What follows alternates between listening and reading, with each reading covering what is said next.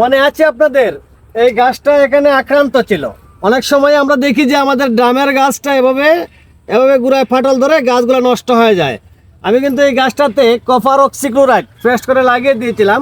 আর এই যে ফাটলগুলো দেখেন, আমি আক্রান্ত জায়গা পরিষ্কার করেছিলাম, তারপরে দেখেন একটা চাকুর সাহায্যে আমি ভালো জায়গাগুলোকে এভাবে ফাটল তৈরি করে দিয়েছিলাম।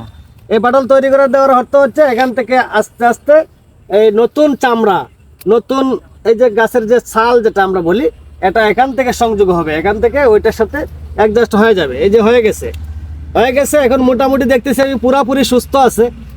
আমরা যদি আবারও এই জায়গায় কপার অক্সিক্লোরাইড আমরা একবার লাগিয়ে দিই, আমি কিন্তু 15 দিন পরে পরে 2বার এখানে লাগিয়েছিলাম।